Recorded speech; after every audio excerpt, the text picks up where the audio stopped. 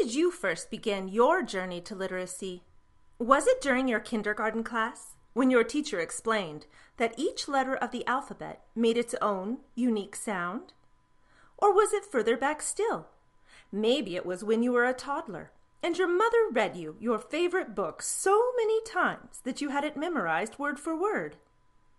Well, whatever your earliest memory of learning to read may be, I assure you that you began even younger. In fact, you launched into laying the foundation for your literacy from the moment you were born, from the very moment you first heard people speaking around you. You see, babies quickly learn that the sounds of people speaking, or what we call oral language, comes from the people around them.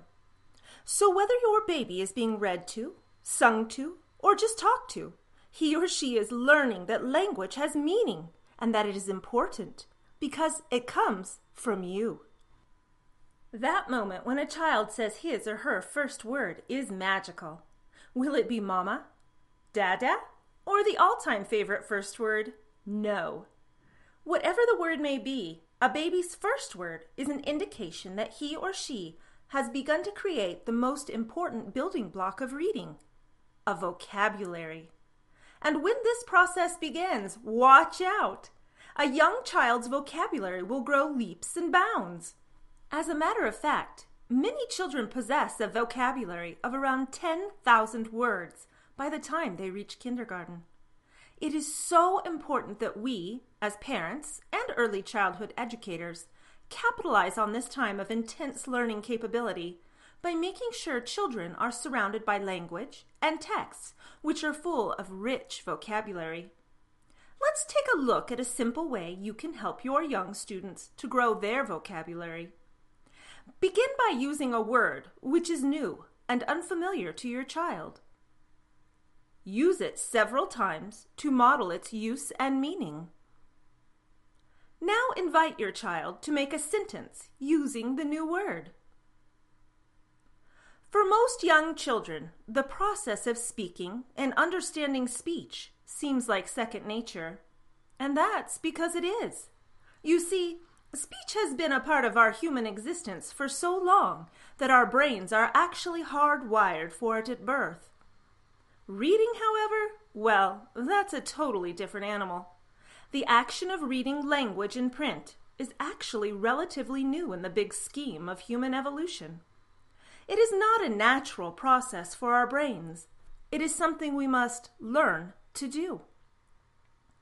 The process of learning to read and write in early childhood can be broken down into different phases. During the first phase, awareness and exploration, children from birth to preschool begin to understand that the written word has meaning. They develop this awareness in many ways. For example, as you read to your child, he or she will begin to understand that the symbols on the pages of the book are telling you, the reader, what to say. Children at this age will also begin to connect print in the world around them to places and things. For example, even though a child might not know the sounds of the alphabet, he or she will still understand that the letters on a stop sign mean stop. Toward the end of this phase, some children will begin to identify letters by sight and know their corresponding sounds. During this time, it is crucial that children are immersed in print.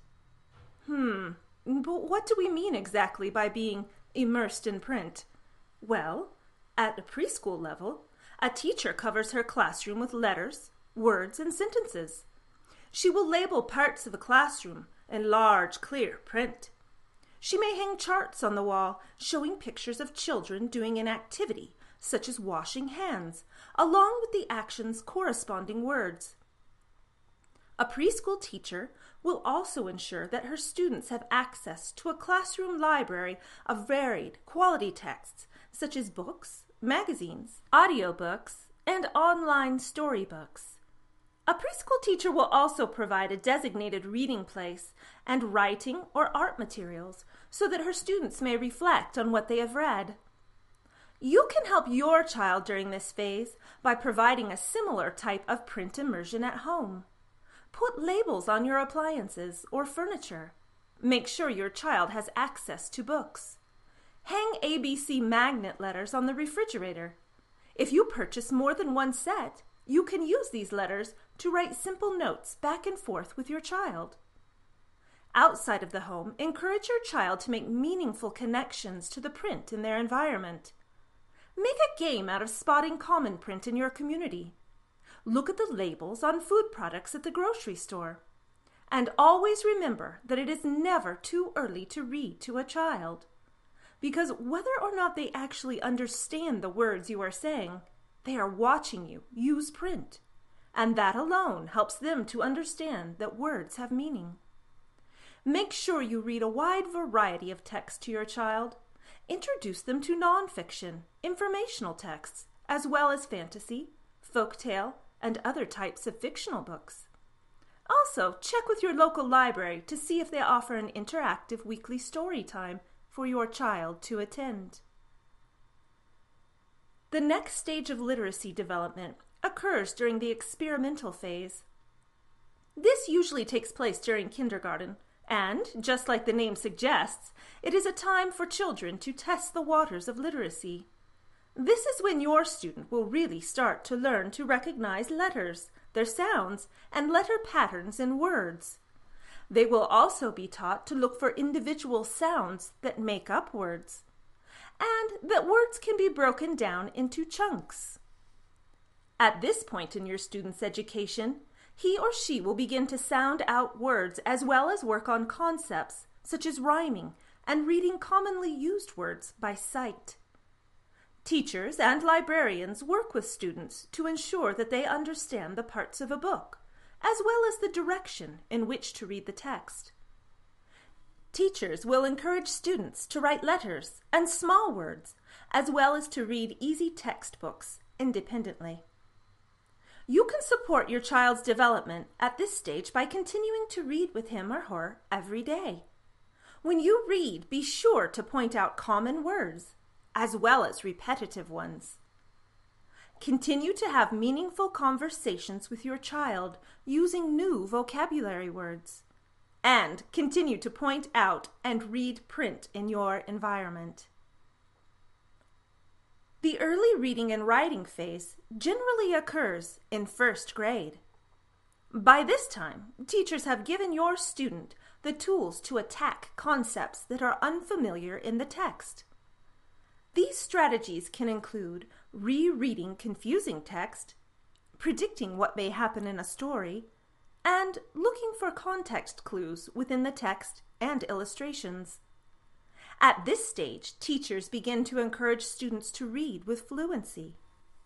Students will also continue to add to their sight word collection and use strategies to figure out new and unfamiliar words, such as breaking words into parts.